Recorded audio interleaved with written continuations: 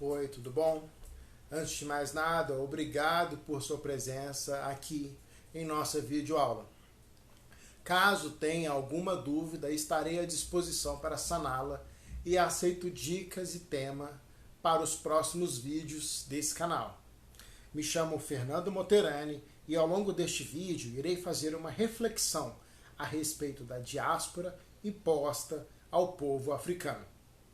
Falar sobre a diáspora que causou grande sofrimento aos africanos em tempos passados, ao deixar seu país para servir de mão de obra escravocrata, é falar de todas as diásporas que a humanidade sofreu ao longo dos anos.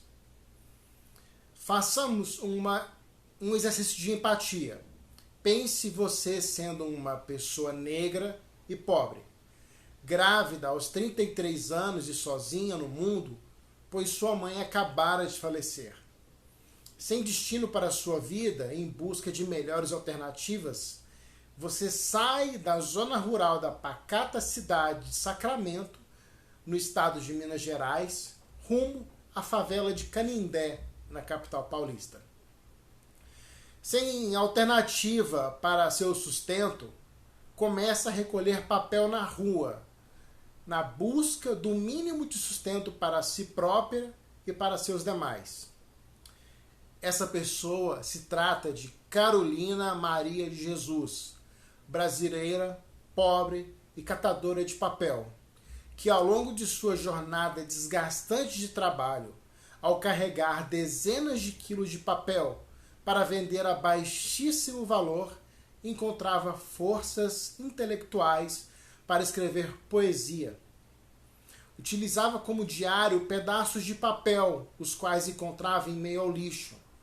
E dali nascera uma estrondosa escritora. Um desses diários deu origem ao seu primeiro livro, Quarto de Despejo, Diário de uma Favelada, publicado no ano de 1960. A obra virou best-seller, foi vendida em 40 países e traduzida para 16 idiomas. Podemos ver nas obras de Carolina Maria de Jesus a vida dos negros pós-diáspora, pessoas marginalizadas por sua cor, por suas origens. Em seus poemas podemos observar: escrevo a miséria e a vida infausta dos favelados. Eu era revoltada, não acreditava em ninguém, odiava os políticos e os patrões, porque o meu sonho era escrever e o pobre não pode ter ideal nobre. Eu sabia que ia angariar inimigos, porque ninguém está habituado a esse tipo de literatura. Seja o que Deus quiser. Eu escrevi a realidade. Ou quando nos fala da desigualdade presente nas brincadeiras entre crianças ricas e pobres. As crianças ricas brincam nos jardins com seus brinquedos prediletos, e as crianças pobres acompanham as mães a pedirem esmola nas ruas. Que desigualdade trágica e que brincadeira do destino!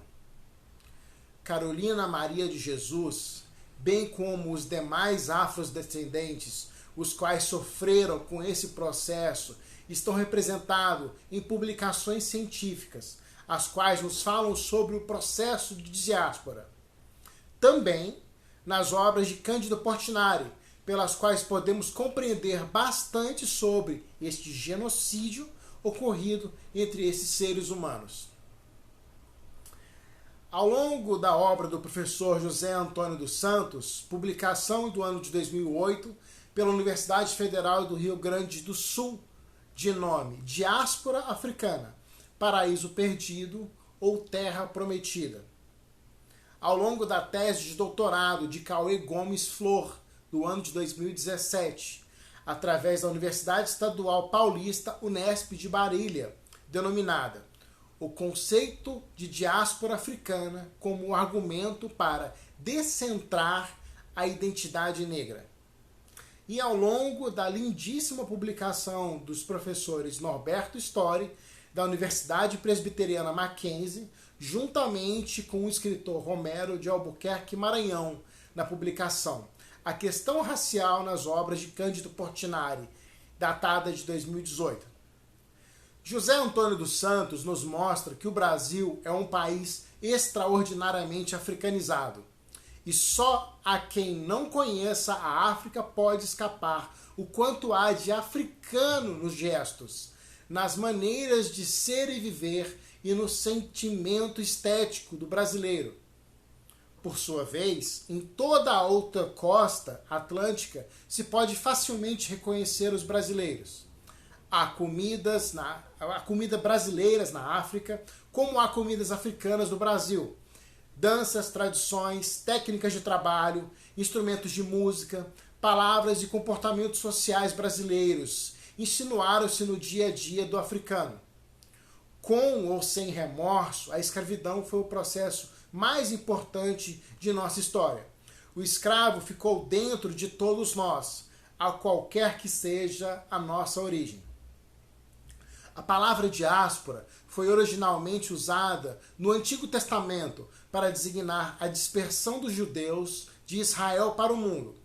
Recentemente, tem se aplicado ao mesmo vocabulário, por analogia à condição judaica aos movimentos dos povos africanos e afrodescendentes no interior do continente negro ou fora dele. A diáspora traz em si a ideia do deslocamento que pode ser forçado, como na condição de escravo, resultado de guerras, perseguições políticas, religiosas ou desastres naturais. Também pode ser uma dispersão incentivada ou espontânea de grandes massas populacionais em busca de trabalho ou melhores condições de vida. A partir desses sentidos possíveis, a palavra diáspora tem servido para múltiplos usos. Por exemplo, como conceito dos novos estudos culturais e pós-coloniais e como motivo de identificação étnico-racial na busca do paraíso perdido dentro e fora da África. Prestado aos interesses políticos, ideológicos e econômicos que buscaram aglutinar e, em alguns casos, levar de volta para o continente de origem africanos e afrodescendentes espalhados por todo o globo terrestre. A diáspora, ou dispersão dos povos africanos pela Europa, Ásia e América, se reproduziu em escala massiva durante o período de tráfico de escravos entre os séculos XV e XIX. Esse é um dos movimentos migratórios mais espetaculares da história moderna, sendo que os cálculos de travessia forçada pelo Oceano Atlântico oscilavam de 10 a 5 milhões de pessoas que teriam sido arrancadas da África e trazidas para as Américas. Sem dúvida, houve presença africana em praticamente todo o mundo conhecido anteriormente ao início do tráfico internacional do século XVI. Os africanos foram soldados no Império Romano e entraram através do deserto do Saara, no Oriente Médio, na Ásia e na China, trabalharam em plantações ou como estivadores, comerciantes e tripulantes de barcos no Oceano Índico. Serviram de domésticos, ourives ou cortesão no mundo islâmico. Durante a Idade Média, entre os anos de 700 a 1400 d.C., os europeus foram superados pelos africanos no comércio e na produção de mercadorias manuseadas. Os grandes centros comerciais e de finanças, as cidades mais ricas e os maiores mercadores se encontravam na África. O tráfico internacional criou um mercado de pessoas que desestruturou reinos e nações, arrasou regiões, incrementou guerras e revoluções no continente africano. Por outro lado, envolveu um número expressivo de pessoas no comércio infame, a partir do interior. Intermediários africanos vendiam prisioneiros de guerra e desafetos para os comerciantes europeus, estabelecidos em fortalezas no litoral. O comércio transatlântico de pessoas e de mercadorias incrementou o acúmulo de riquezas na Europa e ajudou a detonar o processo de industrialização da Inglaterra. Ao mesmo tempo, era interrompido o processo de desenvolvimento peculiar à África e rompidas as redes comerciais. A mão de obra mais preciosa e habilitada, homens e mulheres jovens, saudáveis, foi sequestrada e obrigada a trabalhar em terras distantes. No final do século XIX, quando os europeus ocuparam de fato o continente, resultado de desenvolvimento de novas tecnologias e devido às necessidades econômicas, a colonização e a exploração direta dos africanos e suas riquezas em seu próprio território passaram a substituir o tráfico de pessoas. Em todo aquele período, o trânsito de pessoas, culturas, tecnologias e conhecimentos estabelecidos entre África e o resto do mundo foi constante e intenso em todas as condições.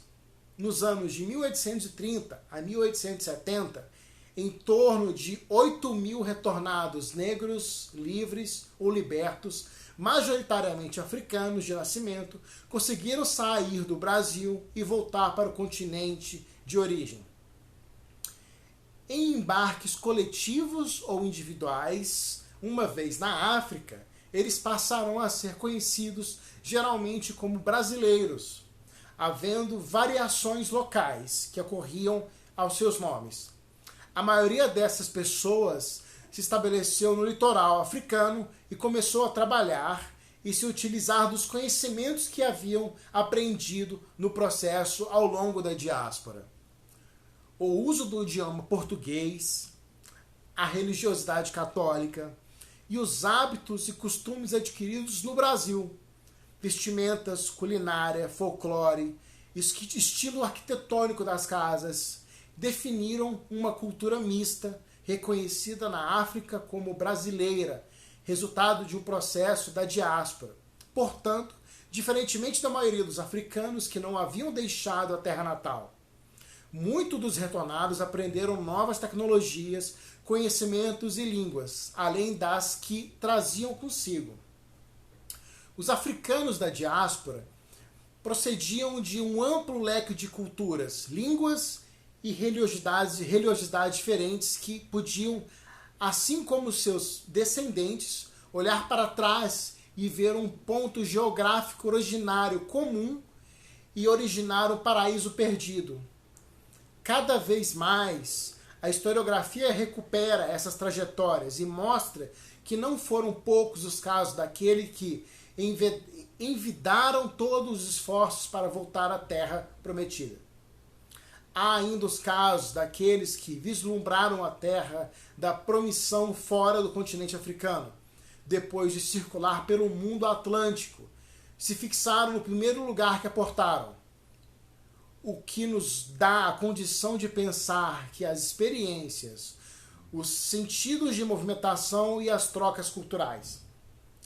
Cauê Flor nos mostra que a identidade negra é uma invenção colonial e moderna. Aparentemente, esta é uma afirmação retórica, mas é preciso dizê-la. De acordo com a moderna filosofia africana, especialmente se tomarmos como referência os trabalhos ligados ao existencialismo negro, o negro surge não na África, mas na relação colonial entre os povos, culturas e tradições de origem africana e a europeia. É o colonialismo que cria e inventa o outro, o homem negro, no exato momento em que nega a sua humanidade, extraindo-lhe a possibilidade de se reconhecer simplesmente como homem. Junto à ação da negação ontológica, a invenção do outro, negro, prosseguiu segundo sua acomodação e inscrição no interior de paradigmas, discursos retóricos e epistemológicos da modernidade. A suposta ausência de história na África, anunciada pelos historiadores, gerou uma impossibilidade e distinção epistemológica atribuída aos africanos, que repercutiu para a invenção do negro. Norberto e Romero nos trazem uma reflexão ao longo da produção artística de Cândido Portinari, O artista plástico, ao longo de sua vivência nas fazendas de café de São Paulo, retrata o trabalho e a vida dos negros nos cafezais. O artista paulista Cândido Portinari, filho de imigrantes italianos, nasceu numa fazenda de café no interior de São Paulo. O seu primeiro contato com as artes foi aos 14 anos de idade, quando pintores e escultores italianos, que atuavam em restaurações de igrejas, o convidavam para trabalhar como ajudante. Em 1931, ao regressar para o Brasil, Portinari põe em prática a decisão de retratar nas suas obras o Brasil, a história, o povo, o homem negro e o mulato, tanto nos cafezais como nas cidades. Suas obras em pinturas, desenhos, afrescos e murais, revelando a alma do trabalhador rural brasileiro. Preocupado também com aqueles que sofrem, Portinari mostra a pobreza, as dificuldades, a dor do sertanejo nordestino fugindo da seca e da miséria humana. Dessa forma, o negro e o mestiço são personagens que aparecem com certa frequência em suas obras, assim como sua força de trabalho, seu cotidiano e a esperança de um futuro melhor. Embora carregando fardos pesados, sacas de café nas lavouras, eles são retratados com altivez, sempre demonstrando o orgulho e a natureza da raça. Findada a escravidão no Brasil, criou-se uma rede de sentidos excludente, na qual, mais uma vez, o negro é colocado em condições de escravo. Além disso, os negros eram totalmente invisíveis nas obras artísticas, ou apareciam ainda como figuras subalternas. Nesse contexto, o Brasil foi construído nas costas dos negros, escravizados e, quando libertados, relegados a uma classe socioeconômica mais baixa, sem acesso às oportunidades necessárias para serem integralizados no cotidiano da sociedade. Ao longo da obra O Lavrador de Café, Portinari retrata um trabalhador negro na lavoura de café, representando com os braços e pés maiores que o resto do corpo, enfatizando assim como elemento de força do trabalho, como de atração física animal. Essa deformação das figuras era traço marcante do pintor. Representava a sua necessidade de valorizar o trabalhador brasileiro. Ao mesmo tempo, demonstrava a figura dramática e comovente do negro, marcada pelo sofrimento do trabalho duro nas fazendas. As cores utilizadas na pintura predominavam o branco e o marrom da terra, procurando demonstrar a união do homem com seus pés fincados e firmes à terra, em que trabalha, cujo suor e o corpo a fertilizam ainda mais do que já é. Com relação aos pés negros, trabalhadores nos cafezais, Portinari retratava: impressionava-me os pés dos trabalhadores das fazendas de café. Pés disformes, pés que podiam contar uma história. Confundiam-se com os pés e os espinhos. Pés semelhantes a mapas, com montes e vales, vincos como os rios. Pés sofridos com muitos e muitos quilômetros de marcha. Pés que só os santos têm. Sobre a terra, difícil era distingui-los. Os pés e a terra tinham as mesmas moldagens variadas. Raros tinham 10 dedos, pelo menos 10 unhas. Pés que inspiravam piedade e respeito. Agarrados ao solo, eram como os alicerces. Muitas vezes suportavam apenas um corpo franzino e doente. Pés cheios de nós, que expressavam alguma coisa de força, terríveis e pacientes. Na tela, Índia e mulata se refere diretamente ao debate entre raça e etnia e ganha notoriedade com a ideia de Democracia Racial, surgido na década de 1930, com os escritos do sociólogo e antropólogo e escritor Gilberto Freire. A obra expressa a ideia de convivência harmoniosa entre os indivíduos de todas as camadas sociais e os grupos étnicos, permitindo às elites dominantes dissimular as desigualdades e impedindo os membros das comunidades não brancos de terem consciência dos seus sutis mecanismos de exclusão da qual são vítimas da sociedade.